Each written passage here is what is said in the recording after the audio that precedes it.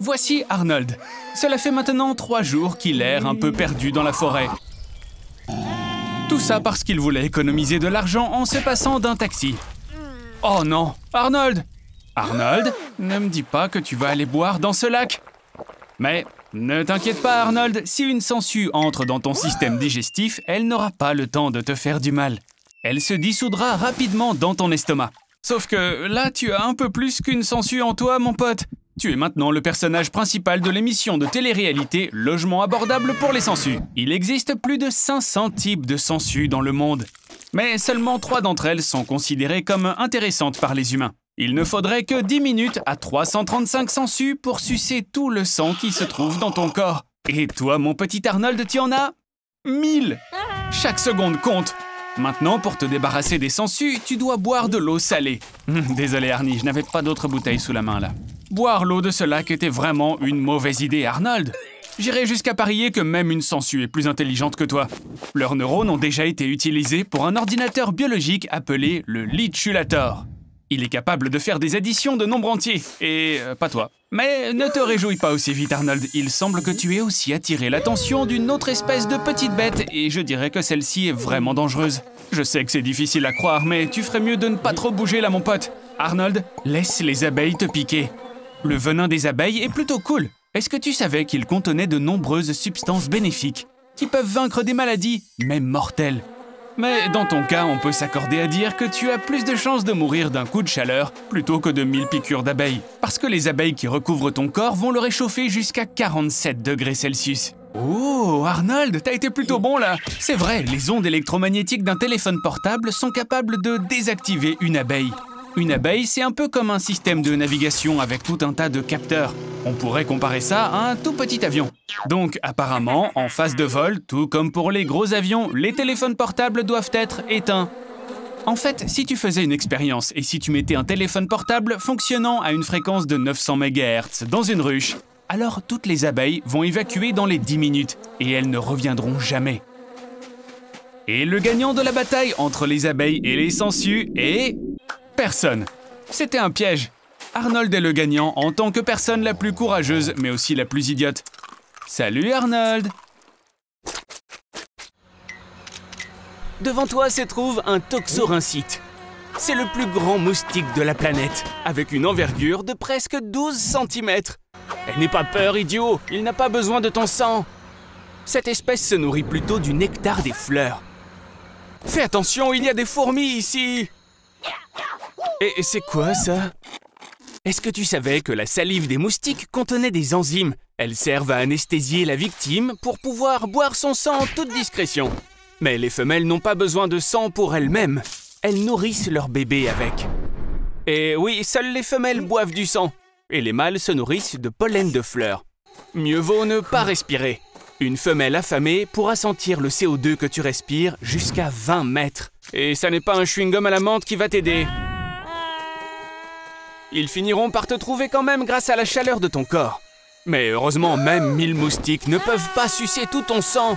Il faudrait plutôt 1 100 000 insectes affamés.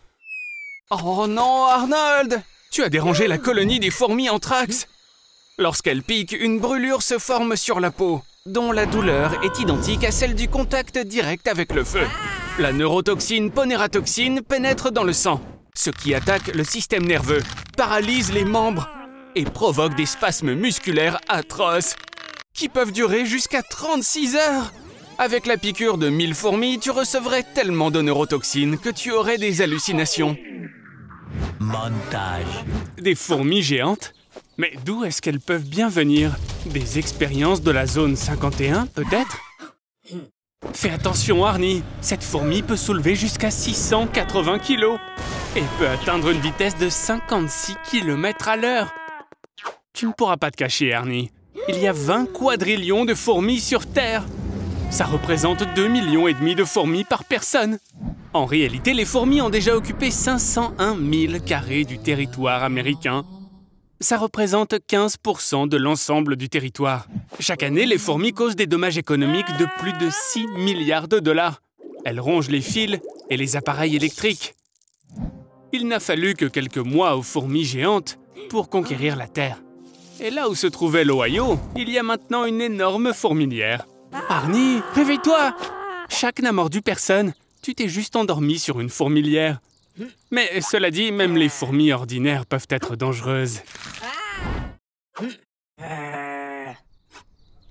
Des fourmis incinératrices, n'est-ce pas Arnold?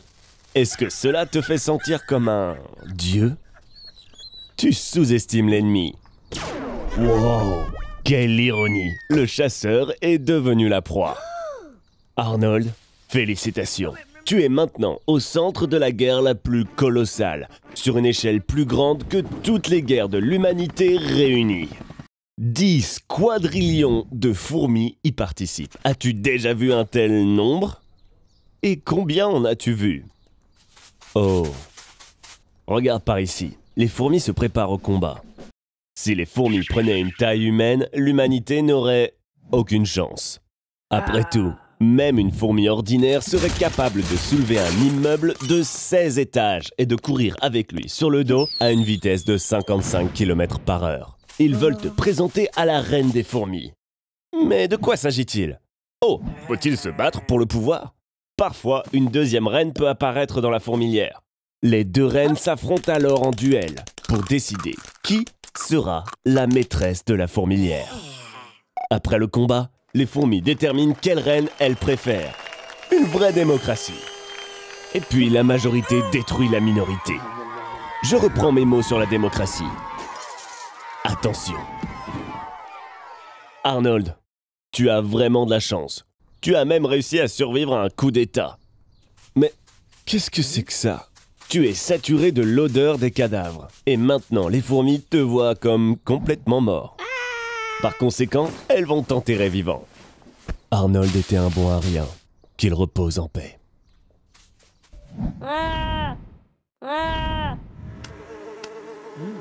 Oh, il se passe un combat intéressant par là. Oups, tu ne t'attendais pas à ce qu'une petite mouche se mette en travers de ton chemin, n'est-ce pas? Hé Arnold, je te déconseille de t'en prendre à elle, tu sais. Qui sait ce dont elles sont capables? Par exemple, la mouche botte, qui élève des larves à l'intérieur des animaux. Burk. Ou la mouche botte de l'estomac de cheval, une mouche qui se nourrit de chevaux. Après avoir pénétré à l'intérieur de l'animal, les larves commencent à construire des nids dans l'estomac et les intestins. Burk. Ensuite, il y a la mouche du coche, une mouche qui pond des larves dans les moutons. Elles se développent à l'intérieur et mangent ensuite tous les organes internes sur leur passage. Mais il n'y a rien de plus terrible que la larve botfly humaine. Une mouche larve qui se nourrit d'humains. Il s'agit du seul type de viande qu'elle consomme. Cette mouche aime particulièrement savourer la chair humaine et surtout la cervelle. Le plus souvent, les larves pénètrent dans le corps avec la nourriture et par les plaies ouvertes, mais elles peuvent aussi se glisser discrètement par la bouche, les yeux et les oreilles. Maintenant, imagine qu'il puisse y avoir des dizaines de milliers de ces larves à l'intérieur de ton corps en ce moment même. Je parie que 2 ou 3 jours suffiraient pour manger toutes tes entrailles. Il existe 2 façons de survivre à ces petites bestioles, sans utiliser de médicaments spéciaux. La première consiste à recouvrir la zone affectée de bacon tout frais. Non, c'est pas une blague, les larves sortiront en rampant grâce à son odeur. La deuxième façon est de recouvrir le site de pénétration d'une épaisse couche de vaseline. En raison du manque d'oxygène, les larves resteront coincées et suffoqueront. Ça a marché! Arnie, tu es toujours vivant! Mais tu ressembles plutôt à du gruyère maintenant. Mais bon, je parie que tu feras un petit peu plus attention aux mouches à partir de maintenant. N'est-ce pas, mon pote? Bienvenue en Australie! Au lieu de ces musées ennuyeux, on va explorer la dangereuse scène de la nature australienne. Derrière son joli nom de Gympie Gympie se cache la plante la plus mortelle. Place-toi simplement à côté d'elle et ton nez va saigner. Touche-la et tu seras brûlé pendant 1 mois. Et c'est garanti, tu vivras tout ça, à moins d'être un pademelon à pattes rouges, une espèce de kangourou immunisé contre le poison. Arnold, ne t'énerve pas. Ça, c'est du véritable écotourisme. Il y a bien assez de plantes dans le coin pour se bricoler un petit abri décent. Et si tu as de la chance, le petit déjeuner sera inclus dans la chambre. Les baies de la plante la plus dangereuse, la Gimpy Gimpy, sont comestibles, tu sais. Mais pour les goûter, tu auras besoin d'une combinaison qui couvre tout ton corps. D'un long bâton pour faire tomber les fruits, et tu devras inspecter chacune des baies pour en détecter la présence de poils urticants. Ces poils peuvent rester dans la peau jusqu'à 1 an, libérant un cocktail toxique à chaque fois que tu prendras une douche. Arnold, je comprends vraiment ton désir de te rafraîchir après des brûlures, mais ce n'est peut-être pas la meilleure idée, tu sais. Alors oui, tu seras soulagé pendant un petit moment, mais l'océan en Australie n'est pas moins dangereux que la jungle. La box jellyfish, une méduse brillante et apparemment attrayante, possède tellement de venin qu'un seul milligramme peut tuer 60 personnes. Pour autant, se faire piquer par cette méduse, c'est un petit peu comme gagner à la loterie, parce qu'en moyenne, une seule piqûre est enregistrée chaque année. Arnold, après ta folle aventure, je pense que tu as sérieusement besoin d'un traitement, là. Alors, comment tu trouves l'Australie, Arnold? Ne bouge pas! On dirait bien que c'est un taipan continental. Oh, abruti, c'est le serpent terrestre le plus venimeux de la Terre. Le venin du taipan est 180 fois plus toxique que celui d'un cobra. Une goutte de la taille d'une tête d'épingle peut tuer 1000 rats. Et 44 mg de ce venin, que le serpent injecte en une seule morsure, peut tuer plus de 100 Arnold.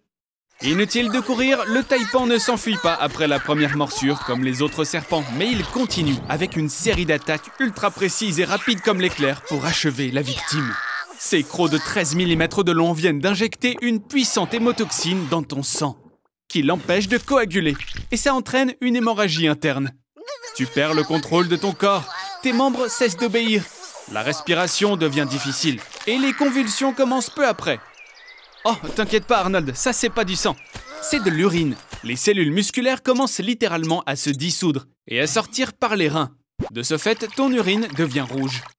Si tu ne prends pas d'antidote dans les 30 minutes, alors pendant les 8 heures qui suivent, de ce qu'il reste de ta petite vie sans valeur, tu ressentiras une douleur infernale qui te fera supplier d'en finir au plus vite.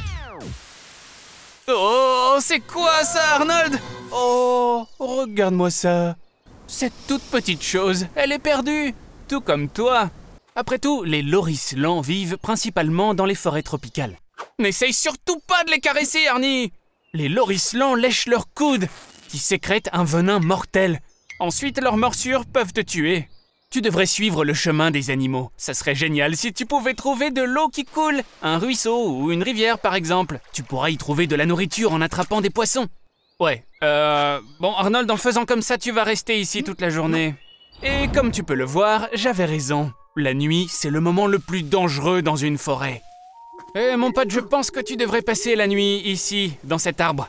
C'est pas le Ritz, c'est clair, mais au moins, ça semble sûr. Au petit matin, tu devras te rendre dans une clairière pour être visible par les sauveteurs. Retrouver une personne dans une forêt est une opération très spéciale à laquelle participent les sauveteurs, les bénévoles et les militaires. Le terrain tout entier est divisé en carrés et chacun d'eux est passé au peigne fin. Il y a eu un cas où quelqu'un qui s'était perdu sans le savoir a fini par se chercher lui-même. Ce type a réussi à sortir de la forêt, n'a rien dit à personne et s'est joint aux recherches pour se retrouver. Tu peux être vu du ciel si tu fais un feu. Il est préférable de jeter des feuillages frais par-dessus pour qu'il soit vraiment fumant. Après avoir goûté aux mets asiatiques et européens, il est rentré chez lui pour essayer quelque chose d'encore plus exotique. Mets ton cul ici et choisis ce que tu mangeras en premier. Allez Arnold, Amstramgram, un bébé cobra peut tuer un éléphant de 3 tonnes. Il n'y a presque pas d'air dans son estomac, mais lorsqu'il plonge, les serpents peuvent retenir leur souffle pendant 10 heures. Leur suc gastrique le digère en 1h30 à 2h, comme s'il s'agissait d'un poulet. Tout ce qui restera devra passer par l'anus. Oh, regarde, c'est du venin. Si ça ne touche pas votre sang, ça ne peut pas vous nuire. Que se passe-t-il? Bien que dès qu'il rentre dans un ulcère ou une coupure, les effets du venin sont instantanés. Paralysie, convulsions et après 15 minutes, vous êtes inerte. Mais seulement si vous n'utilisez pas d'antidote. Ok, qui a laissé cette grenouille? 1 gramme de venin de Philoba terribilis peut tuer une ville entière. Si un petit animal marche sur les traces de cette grenouille, la toxine le tuera instantanément. Même si vous avez une petite goutte de poison sur votre peau, boum, vous êtes mort. La grenouille s'évanouira 30 secondes après être entrée dans l'estomac et 10 minutes de mort douloureuse vous attendent. Et il n'existe pas d'antidote pour le poison. Vous pouvez donc cesser de chercher. Et si le poison d'un scorpion est ajouté au poison des philobates, sa force sera multipliée par 12. Une dernière volonté? Voulez-vous que les téléspectateurs s'abonnent et laissent un contenu similaire? Je vois. Peu importe. Merci d'avoir regardé. Au revoir et à bientôt.